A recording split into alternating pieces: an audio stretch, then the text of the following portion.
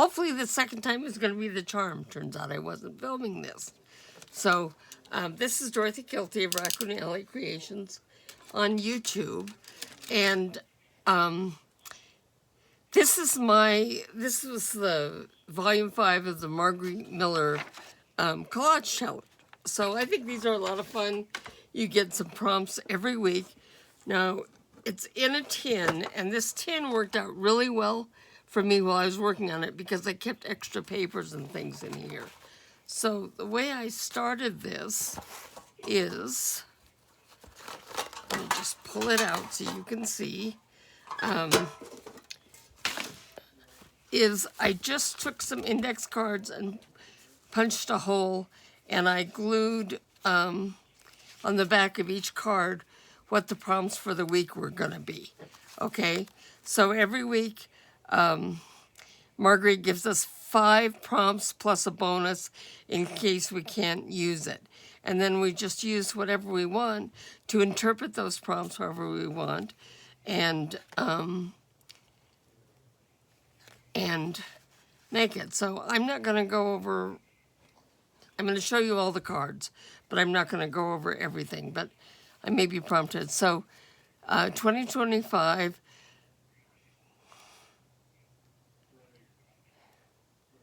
CWP 1. So I have the week at the front of each one, and you can see that the tabs stick up. So here we go with week 1. Some weeks I have kind of a more involved collage, and sometimes they're pretty simple like this one.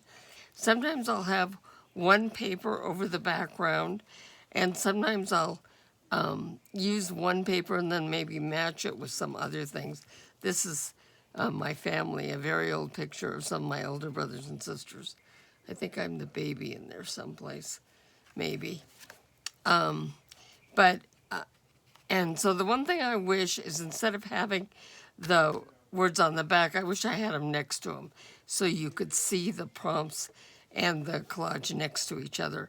But I use a variety of things. I like maps, so I use those a lot. And this is from an embroidery pattern instruction sheet, so I cut that off for that, whatever it was.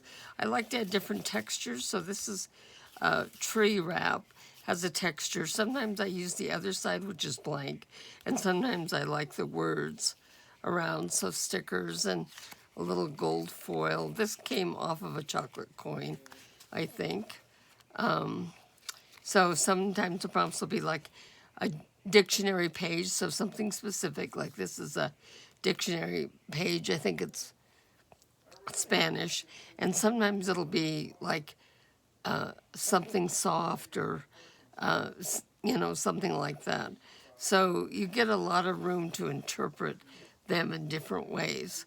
Okay, so this one, Disneyland, and I thought that this sticker pulls in the colors, the blues off of the stamp, and then a little bit off of this, and then the stamp, the postage stamp, and then this stamping pulls it together even more.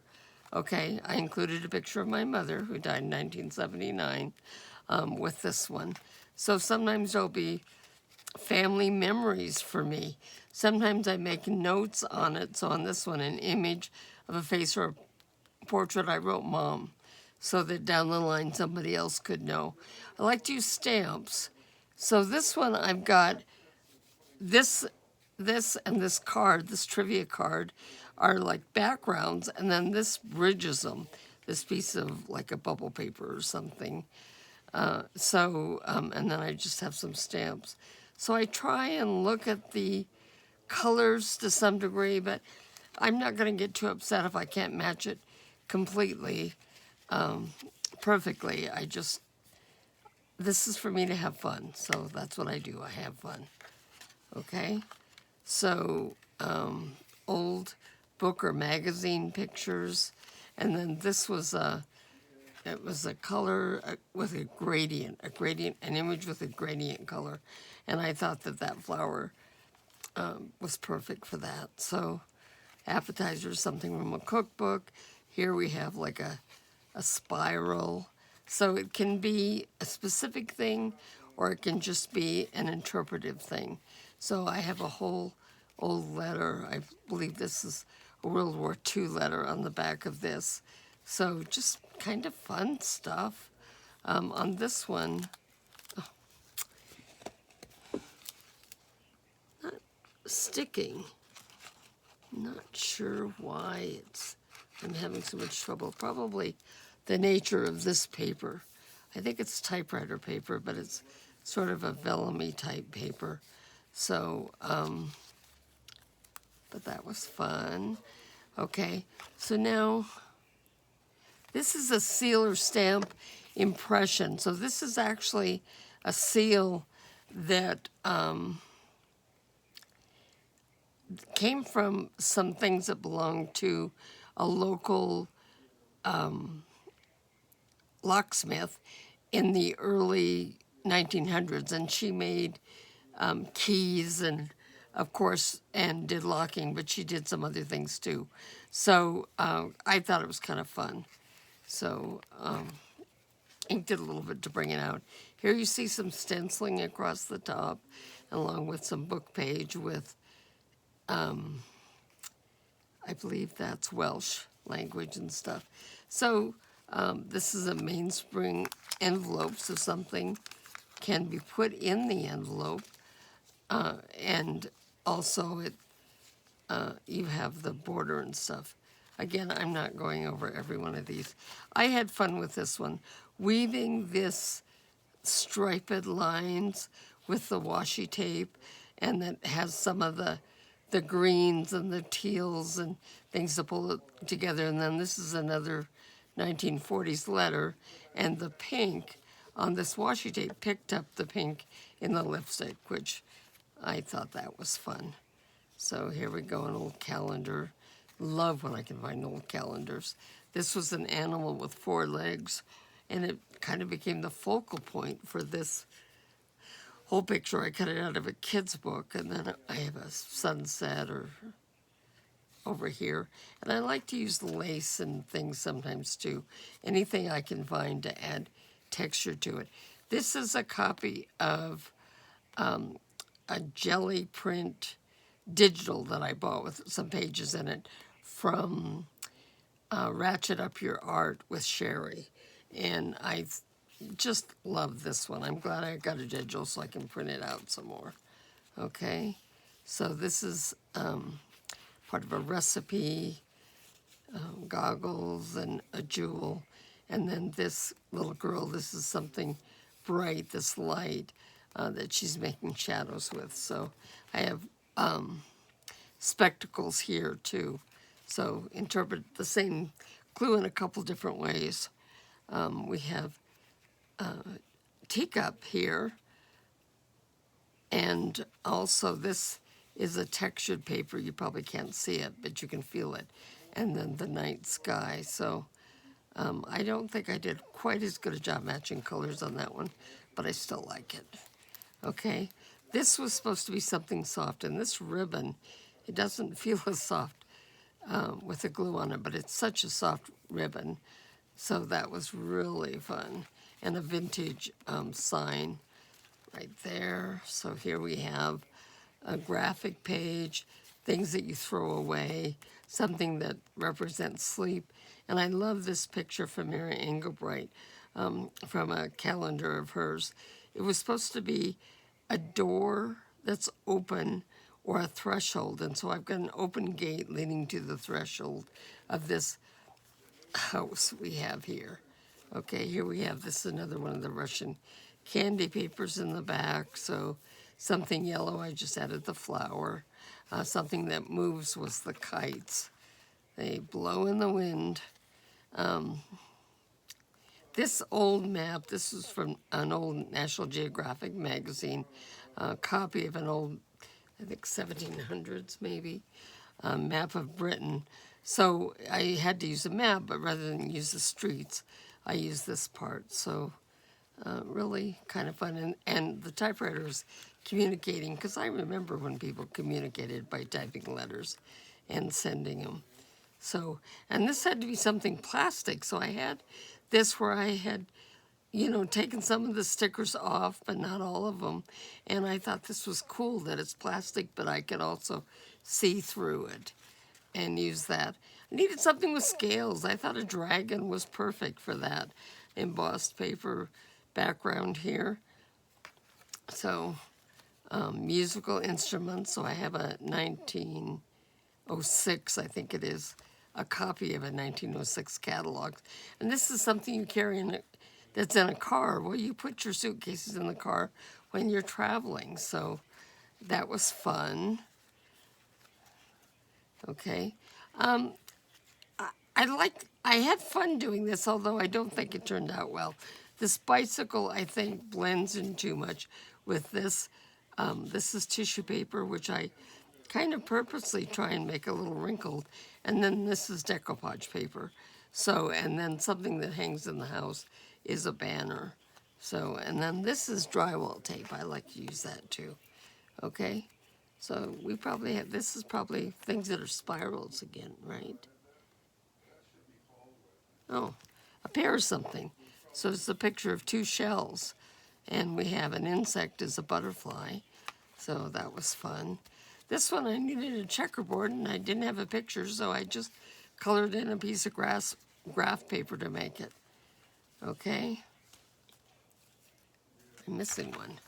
Here we go. This one. More tissue paper in the back. This time I've got some little stamping on it, along with part of a check register. I think so. Sometimes I like to leave the labels on it.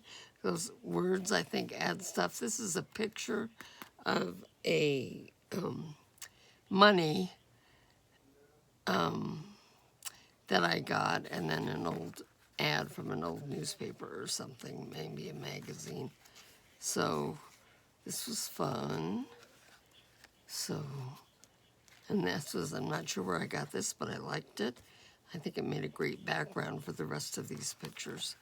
So, and here we have the map as the background with reds and blues. This one, it had to be something that represented you. Well, I was a hippie 55 years ago. I saw that picture of Mary Engelbreit, and I thought that was really fun. So, picture of lace. Again, this is tissue paper that I wrinkled up when I put down and then took some ink and put over it to accent it. I use graph paper a lot for laying things out, both my quilts, and this was laying out a kitchen when we had our kitchen remodeled. So a piece of that with some writing on it is fun. This was something soft as this feather. It's very soft. And then a favorite book, I think, was Shel Silverstein, The Giving Tree, on that stamp. So I thought that was so great. And I needed a fence, but this whole picture made a nice background for this with the, and then with the stamps or things. So there's green here, and there's red in his shirt for the red stamps. So, you know, kind of fun. I needed something that represented a fairy tale, so here's a glass slipper stamped on here for Cinderella, among other things. And here's another part of that London map. See how beautiful it is? Had all these great pictures and stuff on it, along with the old streets and things, of course. This one's a little brighter than some of mine, but, you know, I like it. This lady's skirts are blowing in the wind, but there's so many colors in here, blues and yellows and reds and purples, that I think it does help pull it together. This had to be something that moved, and of course I put it on the corner where I had to punch the hole, but it does move around, and if I took it off the ring, it would move all the way around. So, that. Here we go. This is from one of the Welsh books that I got from my very good friend, Big Mama Sandy Moore. And I took prints of the inside where there's letters or names and things written inside the book. It came from 1846. So just so much fun. So This is kind of a fun one. I had to use a playing card. So I had these little bitty playing cards, and I just had to use the Joker side because I think this this queen back here, this Joker, doesn't contrast too much, and it kind of balances the black and white in this corner as well. Okay, here we go, week 50, yay. This in the back is, it's shorthand, but it's my mother's writing, so that was important to me.